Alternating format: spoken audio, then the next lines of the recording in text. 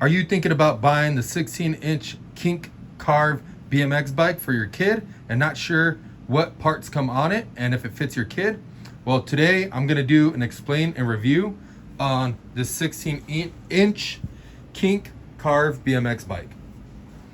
If you're familiar with me, you know that on all my explain and review videos, I tell you everything the internet is not telling you, everything the other bike shops aren't telling you, and all the stuff that you need to know to buy a bicycle and make sure that it has some good parts on it for BMXing.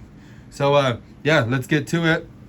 The first thing that we're gonna do is the grips. So we got these small kink grips. These things are pretty dope. They actually are not flat, so they kind of have a little bulge in the middle to help the little guy's hands stay on, and it's kind of thicker on the end, so it just helps them kind of grip it. Looks pretty rad. It also has a heavy duty Mission bar end right here, extra thick nylon. Going to the lever, they have I want to say a semi trigger style lever. So this one is kind of a bent lever, almost looks like a gun trigger or maybe a spray paint trigger, like a spray gun. But it's got a little bit smaller one for the little guys to reach it. It also has a set screw, so you can tighten that thing down to bring it in closer to their hand. What's cool about this lever and how it's angled is that since it's a trigger, it's angled at a weird angle that actually makes sense when you pull it in. Now the lever is actually flat and parallel with the grip, so it makes it real nice for the kids if they need more braking power because their fingers aren't long enough. Ours are way longer. We take it for granted. The little guys have littler fingers, so pulling the lever in closer for them helps them out with a tremendous amount of power on the brakes, and it significantly helps them with control. So I think that's pretty dope. Going to the handlebars, these are high tensile steel 2-piece handlebars. Notice that they're cut down quite a bit for the littler guys. Their shoulders aren't as wide, so they need a narrower handlebar to stay in control. So these ones come with a 7-inch handlebar, and center of this bar to the center of here is going to be 7 inches, and you can check the other specs on our website.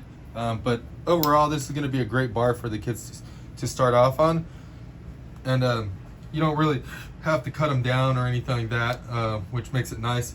Going to the stem, we got a Mission top load alloy stem. This thing is 40 millimeters long, so from the center of this tube to the center of this tube is 40 millimeters. Most BMXers ride a 48 or 50 stem, so this one's a lot shorter for the littler guys, and it kind of is specifically designed for them so they could have more control in the cockpit and just have a better ride.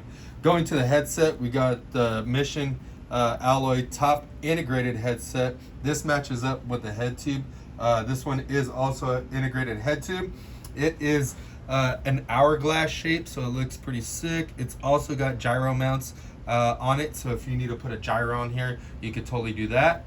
Going down to the forks, we have a chromoly steer tube. So this tube that goes in between the frame is chromoly to keep the forks from bending.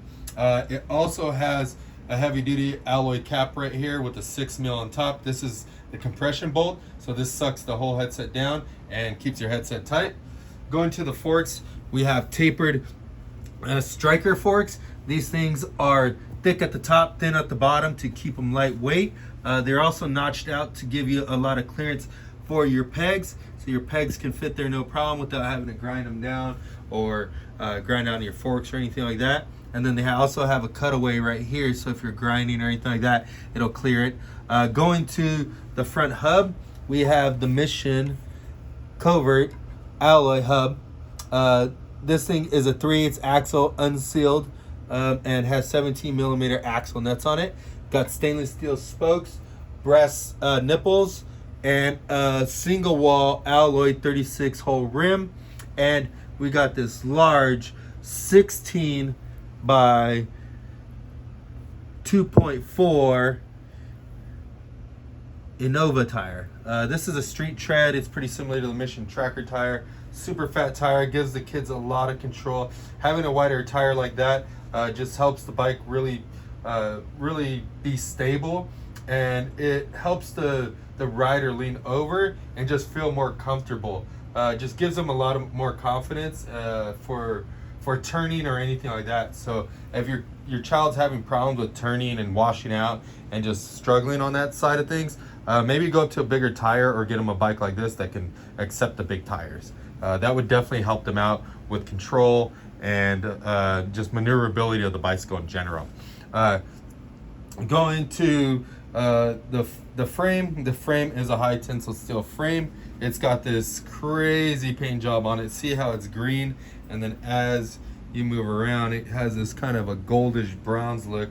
I don't even know how to explain it. You got to see this thing in person.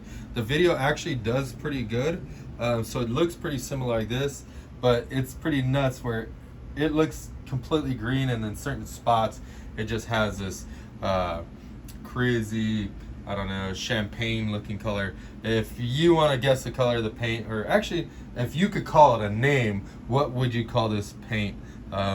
So let us know in the comments what you would call this paint. It looks pretty rad.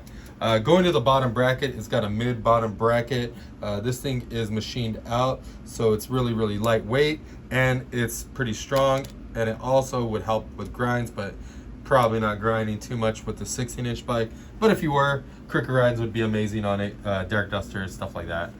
Going to the seat tube, yeah, see how the junctions weld up together. Top tube chain or seat stays, they all match up, and you see all the welding that's around it. That's pretty good welding and notching so that all the welds meet up, and it just gives you a better bonding surface. So that looks pretty rad. Going to the seat stays, the seat stay actually seat stays are pretty beefy, pretty big diameter, and then they're also capped, and they look really nice. The seat stay bridge looks pretty cool. Big opening, kind of looks like a I would say bottle opener, but it looks pretty cool. Going down to the chainstay one, this one is also pretty similar.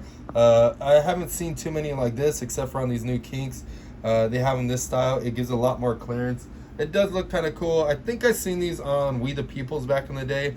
If you guys agree, maybe comment below. Maybe some other bikes that had a similar gusset as to this one. Going to the chainstay is also the same diameter tubing as the seat stays, and they are also capped off. It's got a pretty solid dropout, but the dropout isn't too big, so if you run a peg, you'll have lots of clearance, and your peg won't get stuck on grinds or anything like that. Yeah, see how the dropout looks pretty sick, and the dropout's relatively thick, so you totally run pegs and won't have a problem doing that. Going to the seat clamp, we have an alloy mission seat clamp.